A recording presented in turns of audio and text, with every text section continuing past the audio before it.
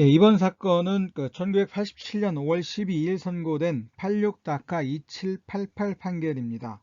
역시 이제 신의성실의 원칙 중 파생 원칙인 모순행위 금지의 원칙에 관한 판례입니다. 주제는 보증금 반환과 금반환에 관한 이야기입니다. 자, 그러면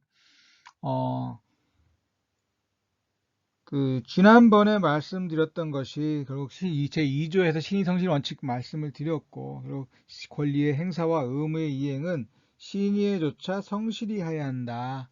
그리고 이같이 네 가지 파생 원칙이 있다라고 말씀을 드렸습니다.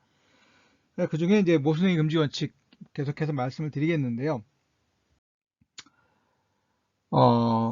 사실관계를 보면은 크게 어렵지는 않습니다.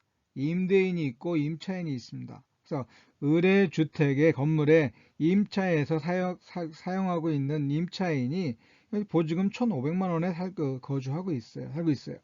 그런데 이 임대인, 집주인인 이 임대인을이 병이 은행에서 빌리는 이 대출금을 담보하기 위해서 이 건물을 물상담보로 건물을 제공합니다.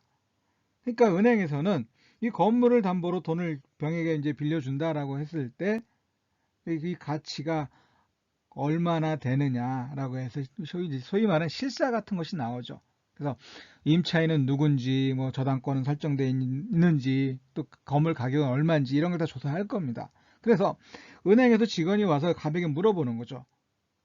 보증금은 얼마냐라고 이야기를 했더니 사전에 뭐 임대인으로부터 뭐 부탁을 받았는지는 모르겠지만은 임차인이 뭐라고 얘기를 하냐면은 나는 보증금 없이 입주해서 살고 있다. 그래서 보증금 없이 입주해서 살고 있다라는 걸 넘어서서 그걸 확인서까지 써줘요. 확인서까지.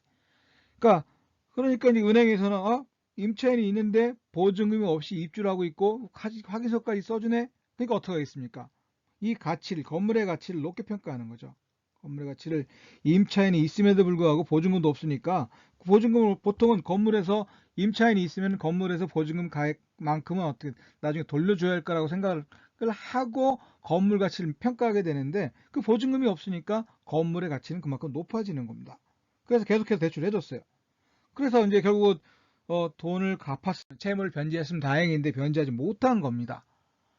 채무를 변제하지 못하니까 은행은 당연히 어떻게 그 임차인에게 그걸 뭐 이제 소위 저당권을 실행을 했겠죠. 저당권 실행을 해서 그 매수인이 이제 그럼 뭐라고 건물 명도 청구를 한 겁니다. 건물 내놔라 라고 이야기를 하니까 그제서야 임차인이 사실은 내가 보증금 없이 여기 살고 있는 것이 아니라 1,500만 원 보증금을 주고 살고 있다. 그래서 그 임차 보증금을 반환이 될 때까지 이 건물 비워주지 못하겠다. 명도를 거부해버린 겁니다.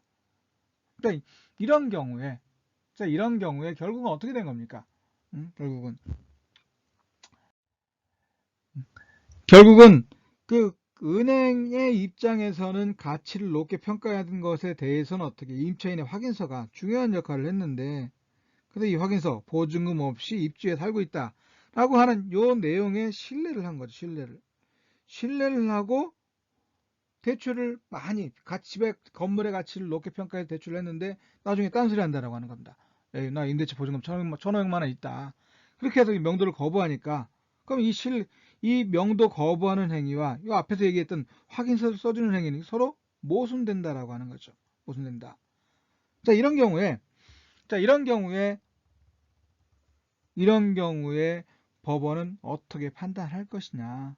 이때 이야기 되는 것이 신의성실 원칙 중 모순 행위 금지의 원칙, 금반환의 원칙이라고 하는 겁니다.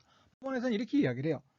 갑이 을 소유의 건물을 보증금 1,500만 원 임차하여 입주하고 있던 중 을이 병을 위하여 은행에 위 건물을 물상담보로 제공함에 있어 의뢰 부탁으로 갑이 은행 직원에게 보증금 없이 입주하고 있다고 말하고 그와 같은 내용의 확약서까지 써줍니다. 만들어줌으로써 위 은행으로 하여금 건물에 대한 가치를 높게 평가하고 병에게 계속 대출하도록 하였다면 이런 결국은 신뢰가 발생했다라고 하는 거죠. 신뢰가. 이 같은 신뢰는 보호해야 한다라고 하는 거. 보호해야 한다. 그래서 위 은행의 위 건물 명도 청구에 있어서 갑이 이를 번복하면서 위 임차 보증금 1,500만 원의 임차 보증금 반환을 내서 명도를 거부하는 것은 신의 측, 즉 모순행위 금지 원칙에 반한다 이렇게 얘기를 하고 있는 겁니다. 그래서 이와 같이 보증금에 대해서 보증금 없이 살고 있다고 확인서까지 써주고 나중에 그 말을 번복하는 경우에 그 은행의 신뢰를 보호하고 있다. 그렇게 이해하시면 될 것 같아요. 그 근거는 모순행위 금지 원칙이라고 하는 것이고 2조 1항의 신의칙이라고 하는 겁니다.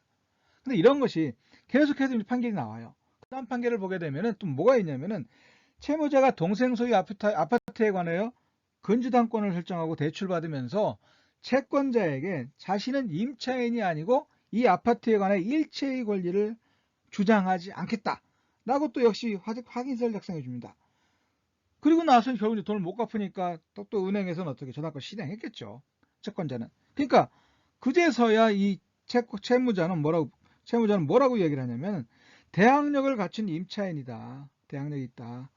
대항력을 갖췄기 때문에 나는 어떻게 그 임차 보증금 받을 때까지 아니면 계약 기간이 만료될 때까지 나 못 나가겠다. 건물 인도 못 하겠다. 이렇게 이야기를 하는 겁니다. 이거 역시 어떻게 해요? 이거 역시 그 확인서까지 써준 그것에 대한 뭐 채권자의 신뢰를 보호하겠다라고 하는 거죠. 신뢰를 보호하겠다. 확인서까지 써주고 나서 나중에 나 대항력 갖췄어. 대항력 갖춘 임차인이기 때문에 대항력 갖춘 임차인이기 때문에 그 임차 보증금 반환을 받을 때까지 아니면은 계약 기간이 남아 있으니까 계약 기간이 만료가 될 때까지 살겠다. 아니면 보증금 돌려줄 때까지 반환받을 때까지 살겠다. 명도를 거부하겠다라고 하는 것은 소위 모순된다라고 하는 것이고 이 확인서에 대해서 발생한 신뢰는 보호되어야 하는 것이고 따라서 이와 같은 행위는 나중에 대항력이 있는 임차인이다라고 주장하는 것은 법원이 인정하지 않는다라고 하는 겁니다. 부정한다라고 하는 거죠. 또 이런 경우도 있어요. 임대차가 종료가 되고 나서 배당 요구를 했습니다. 경매 절차에서 배당 요구를 했고 그래서 배당 요구를 한 임차인은 우선 변제권에 의해서 그 배당을 받을 수가 있으니까 이 경우 매수인의 입장에서는 임차인이 그 경매 절차 매각 절차에 배당을 요구를 했네 라고 하게 되면은 그 임대차 관계는 어떻게 해요? 배당받아 나가는 것이니까 나중에 매수하는 사람 입장에서는 임차인이 없는, 즉 임차인 임차권이 없는 이런 주택을 매수하게 되는 겁니다. 그런데 그렇게 해서 이제 그 가치를 높게 평가하게 되는 거죠. 결국 임대차에 관한 권리 의무를 승계하지 않을 것이다. 왜? 배당을 받아가니까. 그래서 입찰에 참여했는데 그 문제는 나중에 마음이 바뀐 거예요. 임차인이. 배당을 요구를 했는데 이제 달리 배당할 때 처음과 달리 어떻게 배당 요구 시 주장과 달리 자신의 임대차 기간이 종료하지 않았다. 따라서 우선 변제권 안 받겠다 이런 얘기죠. 우선 변제 안 받고 명도를 구하는 낙찰자에게 매수인이 되겠죠. 매수인에게 대항력을 행사한다라고 하는 겁니다. 처음에는 임대차 관계가 종료했다. 그래서 배당을 요구를 했습니다.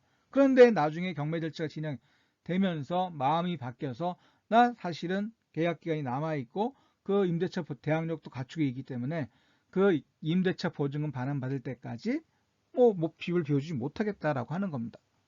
이렇게 주장하는 것도 역시 마찬가지예요. 처음에 배당 요구라고 하는 이와 같은 행위와 나중에 임대차 기간이 종료하지 않았기 때문에 우선 변제권 행사를 포기하지 못하겠다.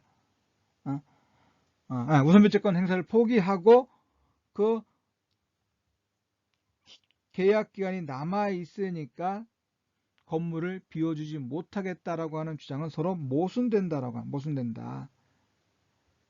따라서 이와 같은 경우 그 임대차 기간이 종료되지 않아서 명도하지 못하겠다라는 것에 대해서 어떻게 특별한 사정이 있지 않는 한 결국 금반환 또는 모순행위 금지 원칙에 반하기 때문에 허용될 수가 없다라고 하는 겁니다. 이처럼 먼저 한 행위와 나중의 행위가 서로 모순되는 경우에 먼저 한 선행 행위에 대하여 발생한 상대방의 신뢰를 보호하자라고 하는 것이 어떻게 모순행위 금지 원칙 또는 금반환의 원칙이라고 하는 겁니다. 그래서 지난 판례에 이어서 잠깐 이 모순행위 금지 원칙에 관한 판례, 보증금에 관한 판례를 몇 가지 더 살펴봤습니다. 예, 이번 판례 이야기는 여기서 마치도록 하고요. 계속해서 이어갈 수 있도록 구독, 좋아요 눌러주시면 감사하겠습니다.